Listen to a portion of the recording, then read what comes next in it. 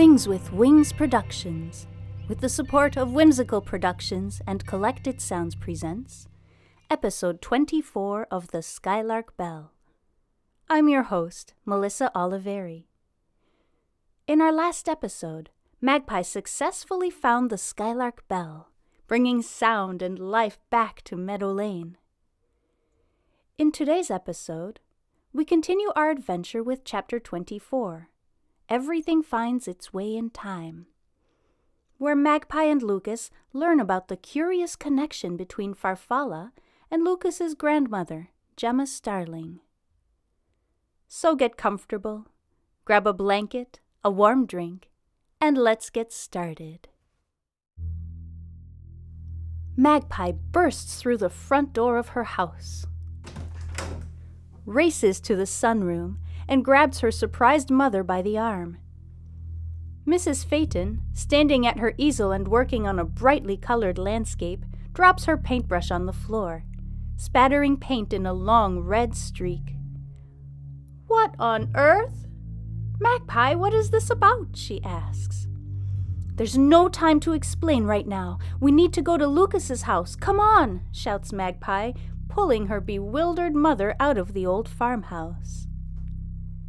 They race up the driveway to Lucas's house, and Magpie starts feverishly knocking on the door. She hears rapid footsteps approaching from the other side,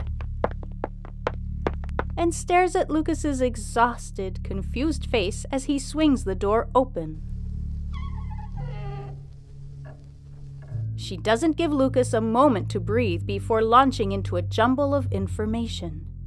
"Lucas, I found your grandmother. Then I ran into Farfalla, and she's my great-great-grandmother, and she was in love with Marius, but ended up marrying James Carnifex. She told me the silence was spreading to the whole town, so I went to Meadow Lane, and I found the Skylark Bell, and—" Whoa, Magpie, slow down," he says, gesturing for her to come in. The living room is lit with candles, and in their glow she can see Lucas's grandmother sitting on the couch. "Grandma," he says calmly, "this is my friend, Magpie, and her mom, Mrs. Phaeton." The old woman smiles at them, then focuses on Magpie and pats the empty space next to her on the couch. Lucas leans over to whisper in Magpie's ear. "It's the strangest thing. About an hour ago, everything changed. It's like a fog lifted completely from her mind, and she's back to her old self again." Magpie walks over and settles into the couch next to Lucas's grandmother. "It's lovely to meet you," she says sweetly. Something flickers in her eyes as they rest on Magpie for a moment. She slowly lifts her arms and cups Magpie's face in her hands, studying it, before softly adding, "Time does have a way of repeating itself." "What do you mean?" asks Magpie, confused, and more than a little concerned that Lucas's grandmother isn't quite back to her old self like Lucas thinks she is. "You look a lot like Farfalla did, many years ago," Lucas's grandmother says, smiling fondly at the memory. "I still remember the day she came back to town," she adds, reminiscing.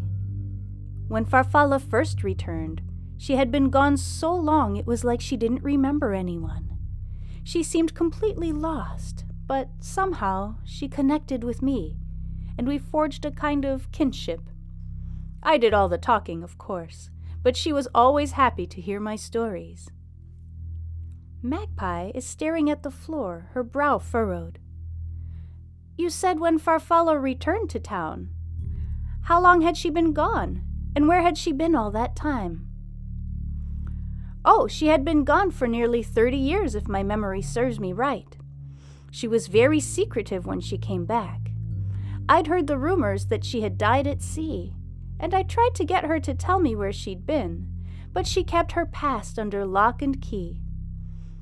For years we would meet once a month or so, and in all that time, I never really learned anything about her. Mrs. Starling takes a wistful breath filled with quiet regret. "If she never spoke, what did the two of you do when you got together?" asks Lucas, a little perplexed. Mrs. Starling smiles. "I taught her how to knit, and shared my mother's recipes with her. That's how she got so good at making blackberry jam. We mostly would just enjoy each other's company, and I learned to just leave it at that. She only ever told me one thing, almost 10 years after her return," says Mrs. Starling with an air of mystery. Magpie, Lucas, and Mrs. Phaeton lean in a little more closely as Mrs. Starling takes a pause, lost in a moment that happened long ago. "What was it?" asks Lucas, unable to contain his curiosity any longer. "It was the year my son, your father, was born," she says, looking up at Lucas with a warm smile. "My life got busy, and I hadn't seen Farfalla for several months. One day, I ran into her on my way to the general store.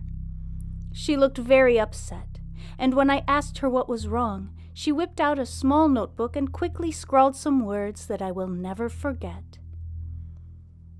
Mrs. Starling's captive audience leans in, waiting on the edge of their seats to hear what she will say next. Finally, to everyone's relief, Mrs. Phaeton breaks the silence. "What did she write?" she asks, unable to contain herself any longer. "She simply wrote, 'Marius is gone, my heart is broken.'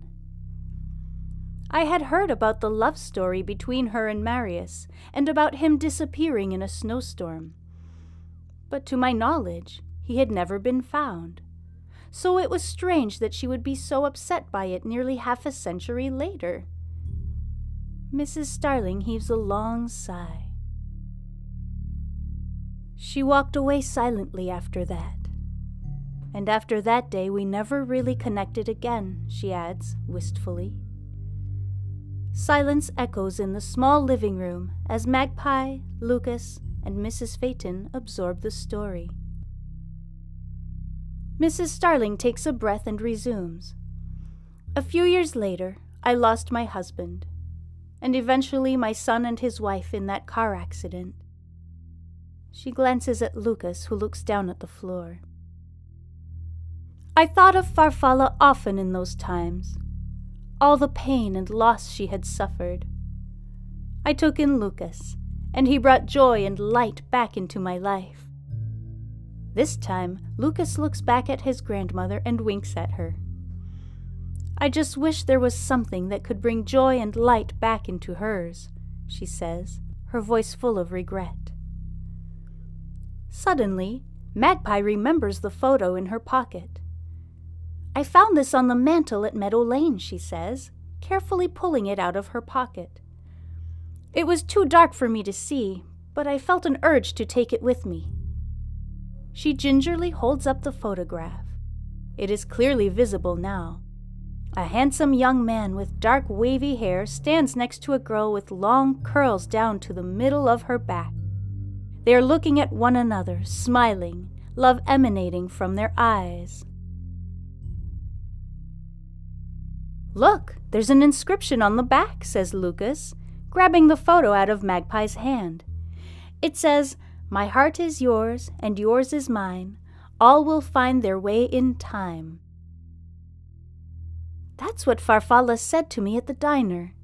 She told me to find the Skylark Bell, and that everything would find its way in time," says Magpie in amazement. "There's something else, too," adds Lucas, "in a different language.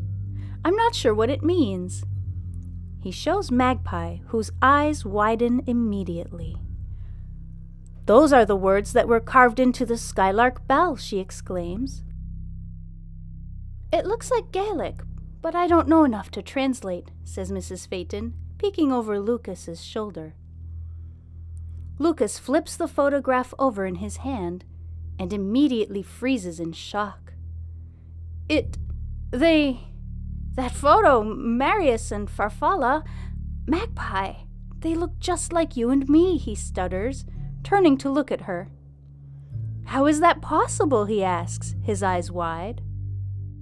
That, my darlings, is a question for another time, says Mrs. Phaeton. It's already sunrise. Through the window, the first splash of color hits the sky. Let's get some rest. It's been a long night. Tomorrow we can visit Farfalla and bring her this photograph, says Magpie. I bet she'll have some answers. Everyone nods in agreement. Thank you so much for listening. Join me next week for the 7th installment of Fantôme Friday, where we will hear the story of The Bridge, in which a premonition foretells a major tragic event. Then, the following week, we pursue our adventure and read chapter 25 of Meadow Lane and the Skylark Bell, My Dearest Magpie, where Magpie and Lucas get some shocking news about Farfalla. Before I go, I'd like to thank Phaeton Starling Publishing for this fantastically eerie story, and Canal for composing equally fantastic and eerie music for this podcast. If you're enjoying the story, please consider subscribing and leaving a rating or a review. They're both greatly appreciated. Thank you.